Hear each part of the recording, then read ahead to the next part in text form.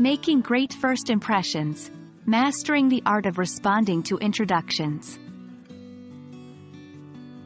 Hello, language enthusiasts. Welcome back to our series on informal English introductions.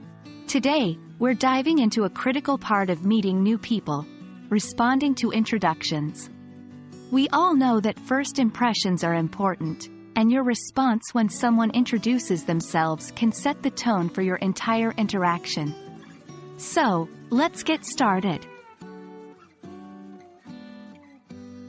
When someone introduces themselves, it's important to show interest and respect. A simple way to do this is by acknowledging what they said and offering a friendly response. Here are some common ways to respond. Nice to meet you. Name. It's a pleasure to meet you. Name. I'm glad to meet you. Name.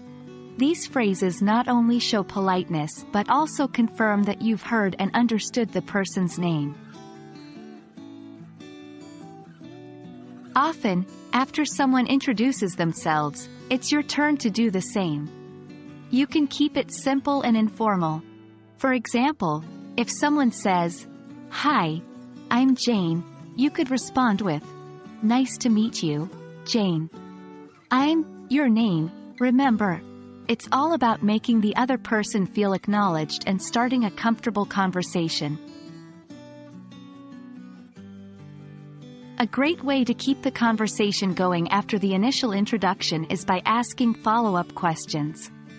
These should be open-ended and relevant. For instance, how do you know, mutual friend or host? What brings you here today? I've heard you work in their field. How did you get into that?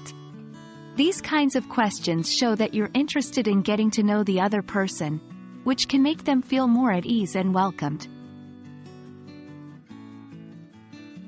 Remember, when it comes to responding to introductions, the key is to show interest, reciprocate the introduction, and keep the conversation flowing with relevant questions. And, of course, always be yourself.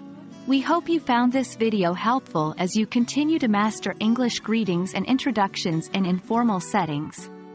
Practice these tips, and you'll be making fantastic first impressions in no time. See you in the next lesson, language learners.